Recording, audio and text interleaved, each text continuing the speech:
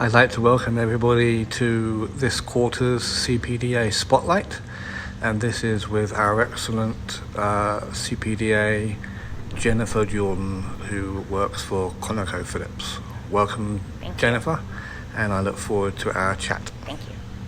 Okay. Jennifer, can you tell us about your data management professional journey? What did you aspire to be when you were growing up? When I was growing up, data was the last thought I had on my mind. I actually thought I wanted to work at SeaWorld and dive off the nose of Shamu. So I've come a long ways. I got into the oil and gas profession through a temp agency, and from there I started in the land department and then moved over into operations interventions. And as technology grew, we began downloading applications and doing more analytics and interpretations of the data that we were getting in. So I wanted to further my career by learning more about how to better manage that data for my engineers and for the company as a whole. So that's kind of where it all started. Thanks for that answer, Jen. Tell us why taking the CPDA exam became a priority out of the professional certifications you wanted to achieve. The CDPA designation offered me a unique opportunity. I work with my engineers on the operations side of things, so after a well hangs on, we take it over and make sure that it runs optimally, and we repair it if it fails or goes down. So I oftentimes communicate with my field engineers as well as engineers in the office, and questions will arise that need IT intervention. And I have always designated myself as a liaison between my business end users and between the IT department. So more of a business analyst, I guess you would say, and I needed a little bit more clout, a little more credibility to be able to go to the IT department and explain to them some of the concerns that my guys were having and try and get those taken care of. Thanks again, Jen. Next question. What tangible and intangible benefits have you gained from having your CPDA credential?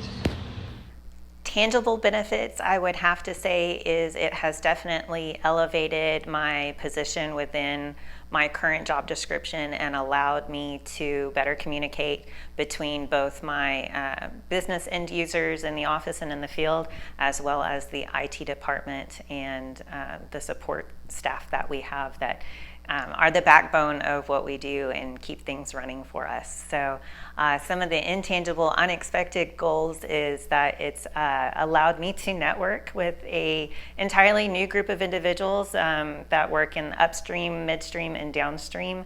I have a wealth of knowledge now that I can reach out to, that if I am struggling to solve a problem for my engineers, then I have a community within the PPDM that I can reach out to. And so I think that is incredible, and I enjoy being a part of that. Thank you, Jen. We understand that you volunteer your spare time educating grade 4 students about oil and gas. Can you tell us more about that? And also, do you incorporate your family with your volunteering time to pass that experience along to the next generation? Good questions. So I had a great opportunity to partner with the Society of Petroleum Engineers Permian Basin chapter, and they were doing a volunteer educational experience where we went to some of the 4th and 5th grade elementary schools around Midland, and especially in the STEM programs. So these were kids that were interested in science and technology and engineering and math. And we used some of the templates from the Energy for You nonprofit that are available online and helped to educate them on the energy industry as a whole and some of the fascinating aspects of where we draw our energy from, how we use it, how we utilize it, ways that we can reduce our carbon footprint, be more green, more energy conscious. So that was awesome because these kids are like sponges. They're eager to learn. They hear it from their parents. They don't necessarily understand why mom and dad pump gas in their hybrid gas tank or the solar panels on their roof. So the more that we can educate our youth of today, the better that they can help change our tomorrow. So I was very fortunate and excited to partner in that opportunity. With respects to including my family, I have two wonderful bonus children who I get to help educate on what data management means, what I do all day, the spreadsheet world that I live in, but even more so, how much data and technology touches them.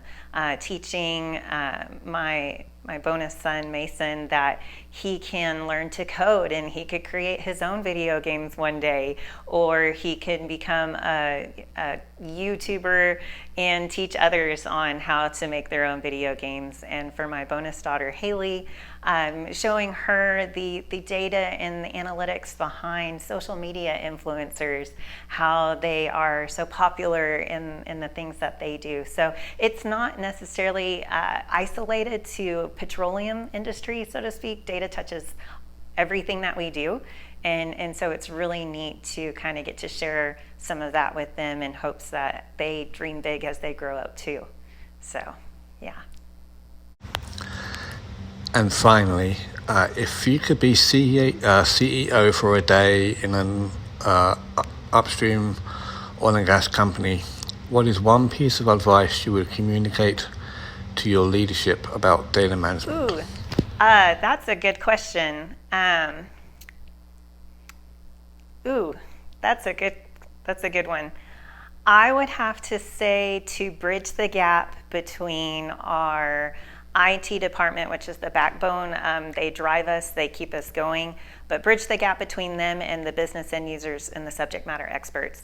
I oftentimes have discovered now that there can be a disconnect between where to house the data and how to store it and how to maintain it versus its purpose, its intent, the reason why we want it to be where it is, or maybe how we're going to use it to do our queries and our analytics and so forth. This is where I think that business analysts or CDPAs like myself could more strongly be utilized, because we serve as liaisons. We're those translators between what our office and our engineers and our business end users need to use the data for versus our IT department and how they support us and how they make sure that the data is stored properly and runs efficiently and is as readily utilized as possible. So that would probably be the biggest, most important reason why I became a CDPA, was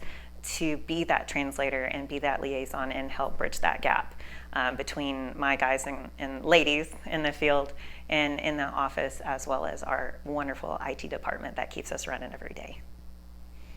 Thank you again, Jen, for your time and for your amazing insights. I hope everybody on the CPDA enjoyed this spotlight, and we look forward to our next CPDA spotlight next quarter. Bye, everyone. Thanks, everybody.